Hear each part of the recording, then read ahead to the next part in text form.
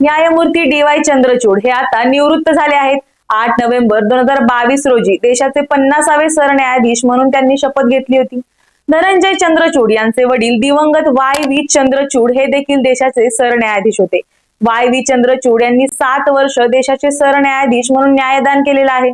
सरन्यायाधीश डी.वाय. चंद्रचूड यांनी 2 वर्षाच्या कार्यकाळात तब्बल 1275 खंडपीठाच्या सुनावणीत सहभाग घेतला. 613 निकालांचं लिखाण त्यांनी केलं, तर 500 खटल्यांमध्ये ते स्वतः न्यायमूर्ती होते. धनंजय चंद्रचूड यांच्या काळात सर्वोच्च न्यायालयात डिजिटलायझेशनला वेग आला. न्याय प्रक्रिया अधिक युजर फ्रेंडली झाली. निवृत्त होताना त्यांनी सर्वोच्च न्यायालयाच्या संग्रहालयाचं उद्घाटन केलं. या ठिकाणी AI वकील उभारण्यात आला आहे, जो कायद्याच्या जटिल बाबी सोप्या पद्धतीत समजावून सांगतो. आणि आता डी.वाय. चंद्रचूड यांची निवृत्ती झाली आणि संजय खन्ना यांनी 51वे सरन्यायाधीश म्हणून शपथ घेतली. आणि आता सर्वांनाच नाही, पण बरेच जणांना हा प्रश्न असेल की कोण आहेत नवीन सरन्यायाधीश संजय खन्ना, कोणते आहेत त्यांचे महत्वाचे निर्णय ज्यामुळे त्यांची सरन्यायाधीश होण्याची क्षमता सिद्ध होते, जाणून घेणार आहोत प्राईम संवादच्या आजच्या भागात. नमस्कार, मी सारिका. प्राईम संवाद या युट्यूब चॅनल वरती आपणा सर्वांचं स्वागत करते. भारताचे 51वे सरन्यायाधीश म्हणून न्यायमूर्ती संजीव खन्ना यांनी आज शपथ घेतली. राष्ट्रपती भवनात हा शपथविधी सोहळा पार पडला. सरन्यायाधीश डी.वाय. चंद्रचूड नुकतेच निवृत्त झाले होते. त्यानंतर त्यांनी खन्ना यांच्या नावाची शिफारस केली होती. डी.वाय. चंद्रचूड 10 नोव्हेंबर रोजी वयाच्या 65व्या वर्षी पदावरून निवृत्त झाले आहेत. त्यानंतर आता सर्वोच्च न्यायालयाचे सरन्यायाधीश म्हणून संजीव खन्ना यांनी शपथ घेतली. तर आता संजीव खन्ना नक्की आहेत कोण? न्यायमूर्ती संजीव खन्ना यांचा जन्म 14 मे 1960 रोजी झाला असून दिल्ली विद्यापीठाच्या कॅम्पस लॉ सेंटर मधून त्यांनी कायद्याचं शिक्षण घेतलं. दिल्ली उच्च न्यायालयाचे न्यायाधीश म्हणूनही त्यांनी काम पाहिले. त्यांनी राष्ट्रीय विधी सेवा प्राधिकरणाचं कार्यकारी अध्यक्ष म्हणूनही काम केलं आहे. न्यायमूर्ती खन्ना हे जानेवारी 2019 पासून सर्वोच्च न्यायालयाचे न्यायाधीश म्हणून कार्यरत आहेत. त्यांनी EVM मध्ये पारदर्शकता ठेवणं, निवडणूक रोखे योजना रद्द करणं, कलम 370 रद्द करणं आणि दिल्लीचे माजी मुख्यमंत्री अरविंद केजरीवाल यांना अंतरिम जामीन देण्यासारख्या अनेक महत्वपूर्ण निर्णयांचा ते एक भाग आहेत. न्यायमूर्ती खन्ना हे दिल्ली उच्च न्यायालयाचे माजी न्यायमूर्ती देवराज खन्ना यांचे पुत्र आहेत. तसंच सर्वोच्च न्यायालयाचे माजी मुख्य न्यायाधीश HR खन्ना यांचे ते पुतणे आहेत. 18 जानेवारी 2019 रोजी सर्वोच्च न्यायालयाचे न्यायाधीश म्हणून पदोन्नती झालेले संजीव खन्ना हे उच्च न्यायालयाचे न्यायाधीश म्हणून नियुक्त होण्यापूर्वी वकील होते. वकिलीच्या क्षेत्रात त्यांची 3री पिढी होती. प्रलंबित खटल्याचं प्रमाण कमी करण्यासाठी आणि लवकरात लवकर न्याय मिळावा अशी त्यांची भूमिका राहिली आहे. आता आपण जाणून घेणार आहोत त्यांचे असे काही निर्णय ज्यामुळे समाजावर मोठा परिणाम झाला आहे. पहिला निर्णय आहे इलेक्टोरल बॉन्ड प्रकरण. 2024 मध्ये इलेक्टोरल बॉन्ड घटनाबाह्य असल्याचा निर्णय सुप्रीम कोर्टाने दिला होता. त्या खंडपीठात न्यायाधीश खन्ना यांचा समावेश होता. या खंडपीठात सरन्यायाधीश डी.वाय. चंद्रचूड, न्यायाधीश संजीव खन्ना, न्यायाधीश B.R. गवई, न्यायाधीश J.B. पारडीवाला आणि न्यायाधीश मनोज मिश्रा यांचा समावेश होता. या प्रकरणात निर्णय देताना कोर्टानं सांगितलं होतं की इलेक्टोरल बॉन्ड योजनेमुळे माहिती अधिकाराच्या कायद्याचं उल्लंघन होतं, कारण त्यात बॉन्डची माहिती फक्त बँक अधिकाऱ्यांपर्यंत मर्यादित असते. या खंडपीठानं बॉन्डच्या पारदर्शकतेबद्दलही प्रश्न उपस्थित केले होते. इलेक्टोरल बॉन्ड अज्ञात ठेवणं हे माहिती अधिकार कायद्यातील कलम 19(1) चं उल्लंघन आहे, असं या खंडपीठाचं म्हणणं होतं. सरन्यायाधीश चंद्रचूड या प्रकरणावर निर्णय देताना म्हणाले होते की राजकीय पक्षांना मदत केली तर त्या बदल्यात काहीतरी करण्याच्या व्यवस्थेला प्रोत्साहन मिळण्याची शक्यता आहे. काळ्या पैशावर नियंत्रण मिळवण्यासाठी हे बॉन्ड हा काही एकमेव पर्याय असू शकत नाही. आणखी अनेक पर्याय उपलब्ध आहेत. हे प्रकरण सुप्रीम कोर्टात 8 वर्षांपासून प्रलंबित होतं आणि या प्रकरणाकडे सर्वांचं लक्ष लागलं होतं, कारण या निर्णयाचा 2024च्या लोकसभा निवडणुकीवर मोठा परिणाम होण्याची शक्यता होती. दुसरा मोठा निर्णय ते म्हणजे कलम 370च्या प्रकरणात. न्यायाधीश खन्ना 2023 मध्ये राज्यघटनेच्या कलम 370 शी निगडीत जो निर्णय झाला त्या खंडपीठाचेही सदस्य होते. कलम 370 अंतर्गत जम्मू काश्मीरला विशेष दर्जा मिळाला होता.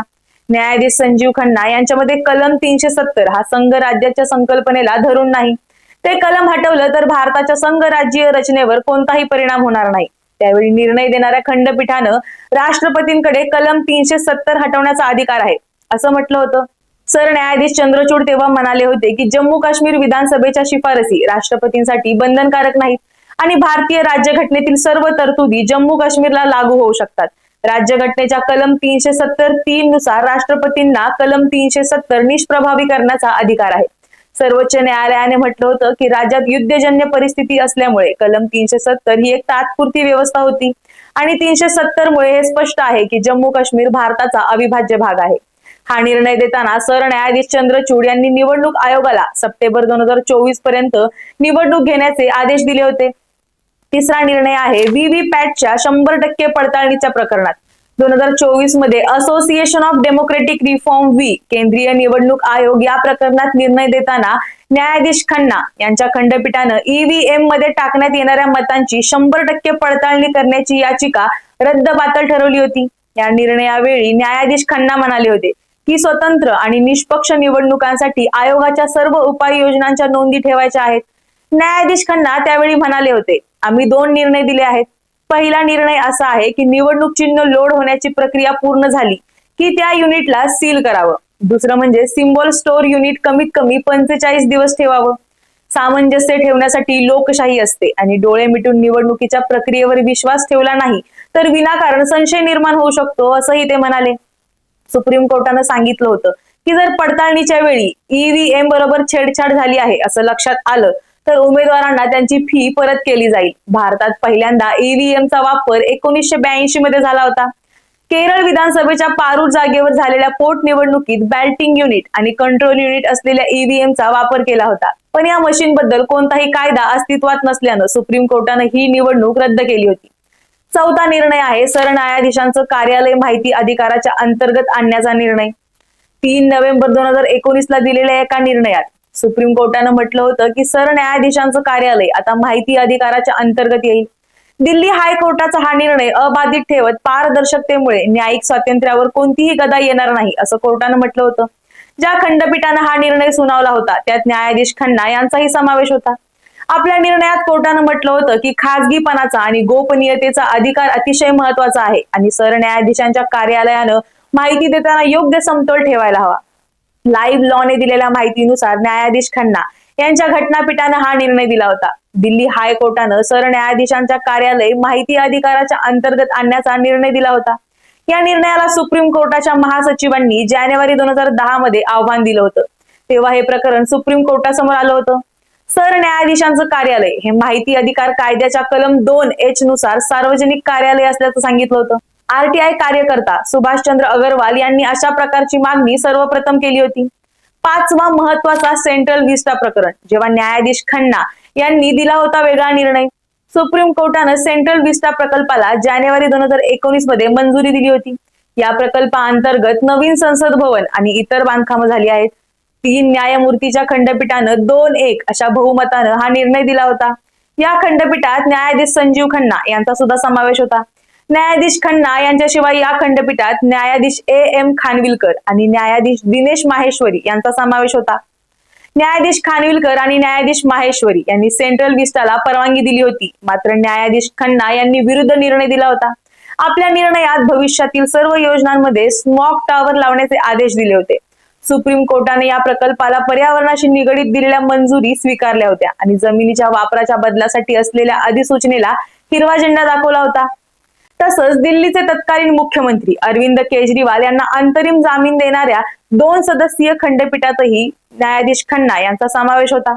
आता त्यांनी 11 तारखेला सरन्यायाधीश पदाची शपथ घेतली आहे. पण तरीही DY चंद्रचूड यांनी ज्या प्रकारे काम सांभाळलं आहे त्या प्रकारे ते काम करतील की आपली वेगळी शैली निर्माण करतील याची उत्सुकता सर्वांना लागली आहे. परंपरेने असे सांगितलं जातं की विद्यमान मुख्य न्यायाधीश त्यांच्या खंडपीठातून निवृत्त झाल्यानंतर पुढील सरन्यायाधीश होण्याची शिफारस ज्येष्ठ सर्वाधिक न्यायाधीश करतात. ही प्रदीर्घ परंपरा मेमोरेंडम ऑफ प्रोसिजर 1999च्या पहिल्या विभागात समाविष्ट केली गेली आहे, जे देशभरातील सर्वोच्च न्यायालय आणि उच्च न्यायालयांमध्ये न्यायाधीशांच्या नियुक्तीसाठी नियम देखील प्रदान करते. MOP नुसार विद्यमान सरन्यायाधीशांनी वरिष्ठ न्यायाधीशांसोबत न जाण्याचा निर्णय घेतलाच त्यांनी कलम 124 अंतर्गत इतर न्यायाधीशांशी सल्लामसलत केली पाहिजे असा नियम असतो.